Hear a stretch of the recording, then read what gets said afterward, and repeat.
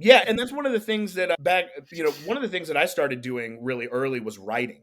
Most people might not know, what do you do in a history degree? And more or less, it's what you think. You read a bunch of books and then you write papers about them. You read the books, you talk about them with people that are in your cohort and the professor, argue about what was said, what was missed out.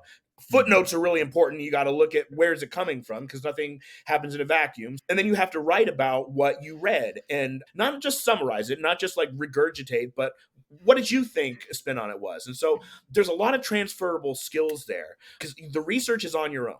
Nobody's going to hold your hand and read with you.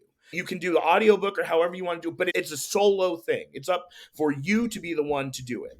And pen testers love to push packets. That is fun. And it's getting shells is the best.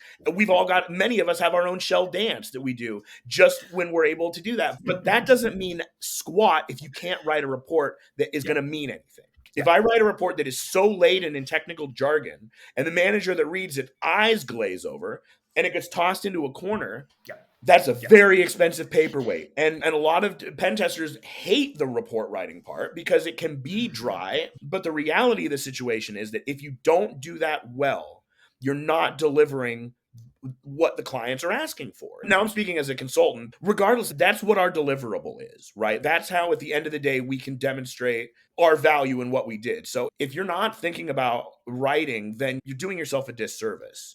And it can be one of those differentiators where, and it isn't just in the reports, right? Documentation is something that most people hate, right? It's something that is they do it when they have to. But if you flip that around, what if you find joy in writing documentation, right? What if you can write something that you'll have a little bit of fun with, let the technical writers sort out your fun, but like there's a real opportunity to make your processes better by doing that. And it also sets you apart, right? Because not a lot of pen testers are going to be on here talking about the report, right? Except it's like thing that, write that stinking report out. The worst. Friday afternoons are terrible but it doesn't have to be like that. And when I was getting started, there was a website called peerless.com and it doesn't exist anymore. They went out of business, but I wrote an article. It was called like, hey, InfoSec companies, this is why your next hire should hold a liberal arts degree.